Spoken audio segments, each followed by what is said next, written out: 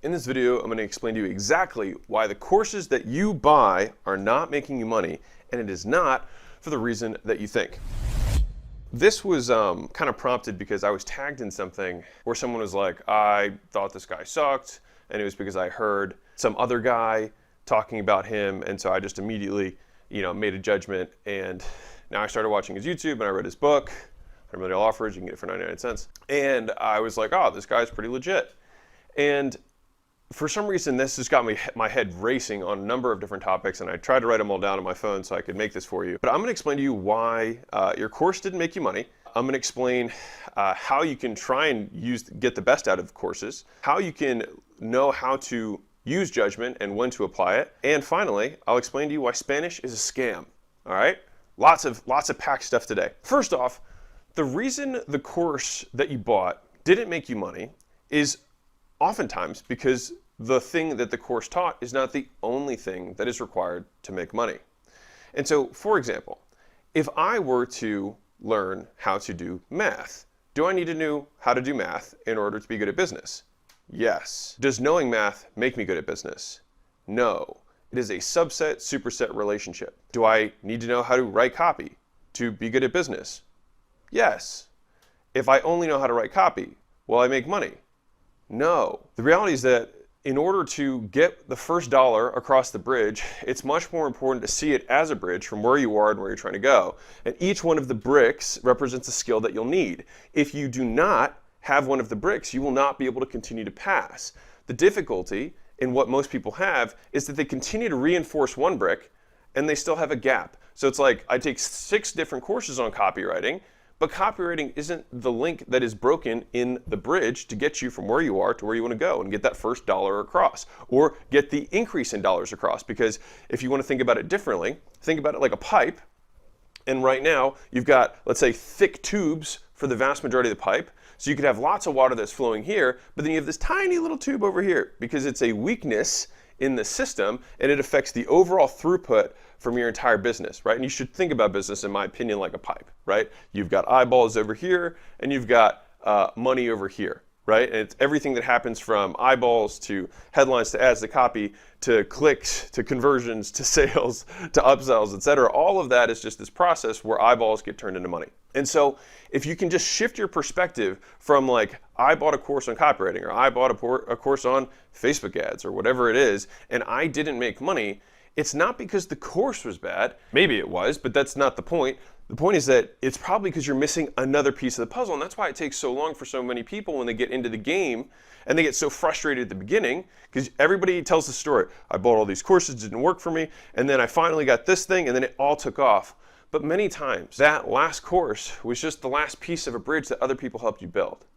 And I think that if you can shift that perspective, you'll stop having such negative, views around some of the earlier teachers in your life, and then you'll also be able to just spot the gap in your learning and then attack it ruthlessly. And I think that's one of the things that most people don't do is they just start continuing to learn about the things that they enjoy rather than continue to focus on the things that they lack. Now, sure, doubling down on your strength from a large perspective is a very good idea, but the business as a whole, especially if you're a solopreneur, right? Or an entrepreneur who's starting out and only has a team of 5, maybe 10 people, like the business has to do all of these things, period. So you can be, skewed in a certain direction. You might be better at acquisition. You might be better at product. You might be better at fulfillment, whatever it is, right? You might be better at those things and like learning about that stuff. But in order for the business to be successful, all of these roles have to exist. And even if you don't want to specialize in it, you still need to know enough about it to be dangerous so that you can make a judgment on how good someone else is to know if they can fit in your business. So I wanted to cover that first off.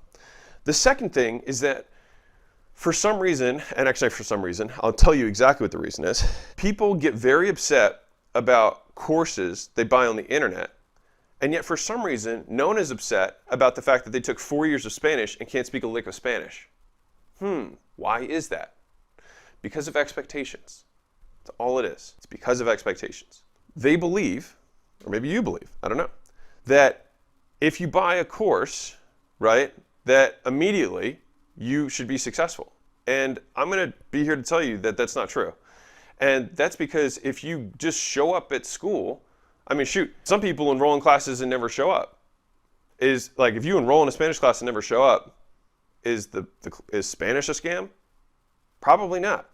Do you believe that it's possible that there are good students and bad students, just like there are good teachers and bad teachers? Do you think it's possible that half of students are below average? Half of the people watching this might be below average. Interesting. And so if half the people that take an educational course are below average, then it would be reasonable that half the people who take a course will get bad results. Now, a good teacher can shift that percentage, but the thing is what ends up happening is it's a bell curve, right? And this is studied a zillion times over. Classes and humans exist in a bell curve. And so a good teacher can move the bell curve one direction or other, but there's still going to be the outliers on the front and the outliers on the back. And so the reason that people get upset is because of the expectations they cast upon what they believe they're going to get. And I think part of that's a fault of the marketing and the sales process, et cetera. And don't get me wrong, I think there's definitely things that could be improved there. But I think that you can try and wish and cast stones on those people, or you can just understand going into it that there's a responsibility that you would have as a student, just like if you went to college, to do a certain amount of stuff. And the reason I'm bringing this up is because I genuinely am super passionate about education in general. Over half the companies in our portfolio are education and training companies. I believe in vocational type training stuff, which is why our gym company is basically how to run a gym, right?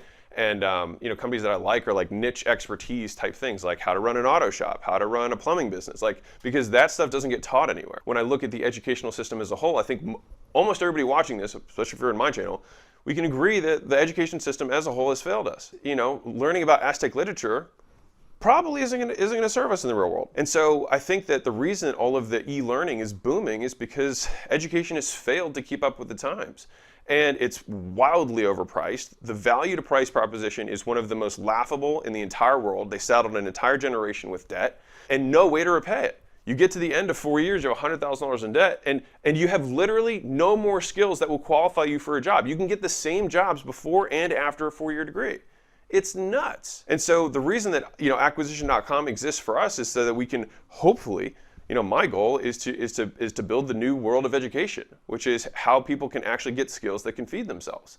And it was because I went to, some of you guys may not know this, but I went to Vanderbilt. I graduated magna cum laude in 3 years. So I was a good student. I don't have the typical entrepreneurial journey of teachers never understood me and I was messed around and couldn't pay attention. I didn't have that.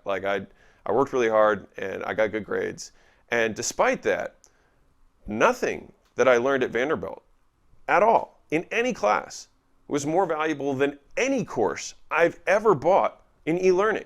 Think how crazy that is, right? I've bought courses on freaking everything. I bought courses on YouTube ads. I bought courses on copywriting. I bought courses on sales. I bought multiple courses on sales. Everything you can possibly imagine. I bought mentorships, I bought workshops, I bought seminars, all of these things. If you were to spend the same $100,000 that you'd spend on a 4-year degree versus spending $100,000 in the e-learning community on the most vetted courses and go through them and give yourself 4 years to be successful, if you compare the two people, it's apples and oranges. It's not even close in terms of income generation that they get in that same comparison, which is why I'm so pro e-learning in general. I wanted to hit on this because I think it's so important, and this is why people get upset and they buy one course and they think I didn't make $1 million and therefore all e-learning is bad, which is just such a poisonous thought that I just hope that if you're watching this, you don't feel that way, because you will, the moment you decide you don't want to learn in online, it's the new world. You know what I mean? I don't even know what to say. It's the new world. And I make this channel so that anybody who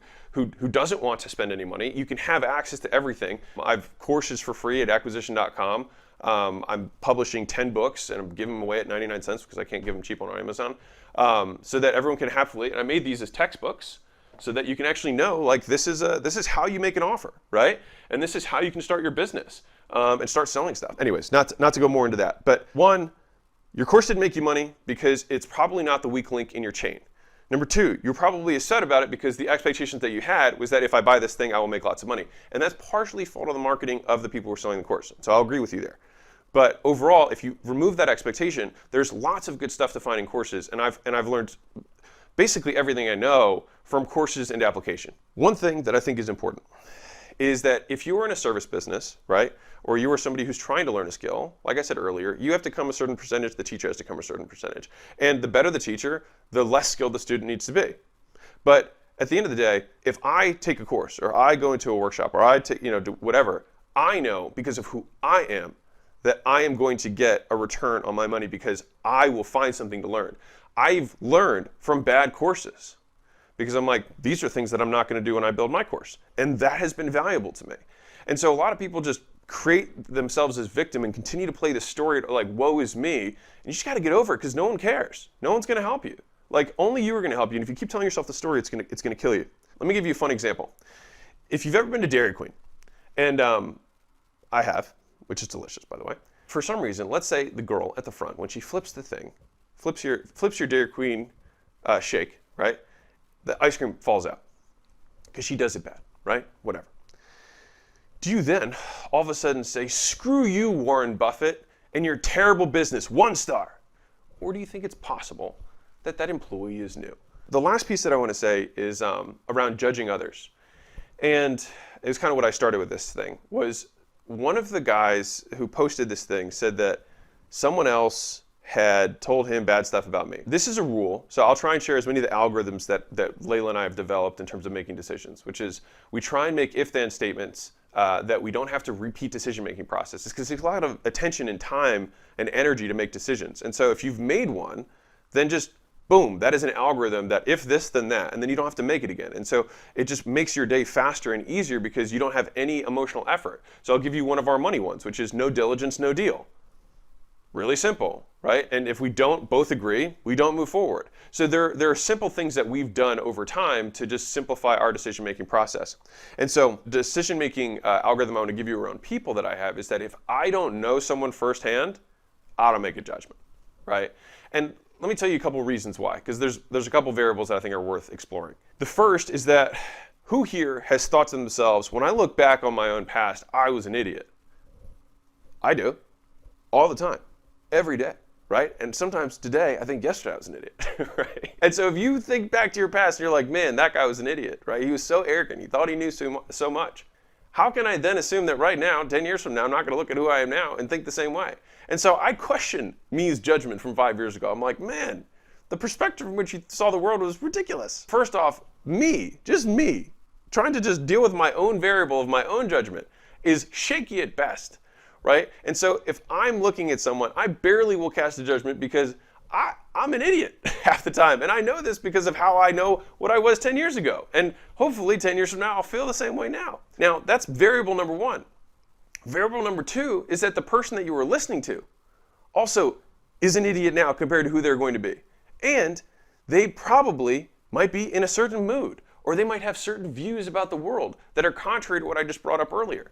And so they're like, if I buy something, it should immediately work. Now, as business owners, we want to take complete responsibility for that. Absolutely 100% bar none. Like, our goal always should be 100% of people who do business with me get value in excess of what they paid, so much so that they want to tell their friends. Right? That is always the goal, and that is always the ideal that we have to charge behind. Because us blaming our customers is possibly the stupidest thing you could ever do, because it does not improve your business at all. You get no benefit from blaming your customers. But as a customer, you have to understand, because if you're a winner, you'll notice that winners are just taking responsibility for both sides of the equation, right? And so if that person, right, that you're getting the judgment from isn't a winner, and they have stories that they tell themselves, and they might be an idiot now compared to who they're going to be in X amount of years, that if they tell you so-and-so, how many times have you heard there's two sides to a story? The more you get around the business game, right, like, there's always going to be another side of the story. And so I would have judgments that I would cast on people earlier on that prevented me from doing deals with people that I now know. And I was like, I can't believe I didn't have this person in my life for 5 years because of some post I saw. It was so ridiculous. I give this post more power than my own ability to make judgments as on another person. I guess the moral of the story is, if I'm not close enough to know someone and actually have conversed with them, then I'm not going to cast a judgment. You know the amount of people who go nuts on the fact that I paid Grant 30 grand for an hour? By the way, I paid 120 grand for 4 hours was actually what it was, and that was just the first hour. But so if anyone wants to go even more nuts about it.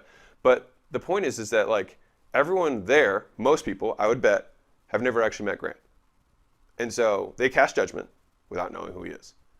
And I think that even if you don't like someone, and I'm not saying that Grant is perfect or by any stretch of the imagination. My God, the man has demons. So do I. You miss all of the gold that people can provide you in your life by writing off an entire person. I think people are made up of lots of things. We're complex beings. Sometimes you have good days.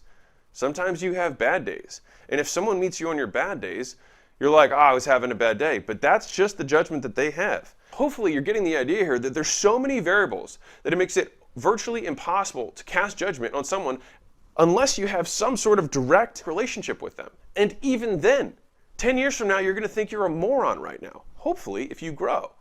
And so I take 19 grains of salt, I take pounds of salt with every one of the judgments that I have, and I just try and think to myself like, is what I am getting from this person valuable? Is there something that I can learn of this person, rather than this person is good or bad? And I think that a lot of times we like to create binary judgments, this person is good, this person is bad, rather than the fact that people exist on multiple continuums. This was hopefully a perspective shifting video that I was inspired to make because of the post that I was tagged in.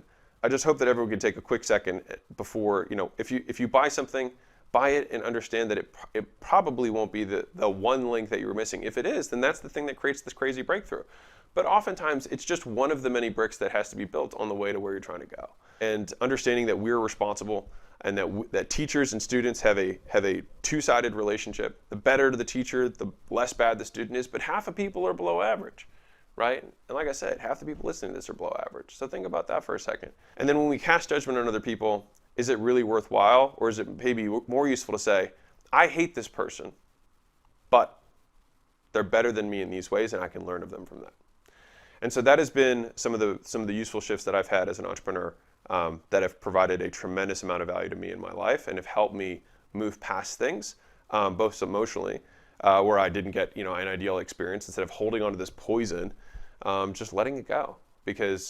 And now at this point, I don't even really experience the poison because I just don't have the expectation.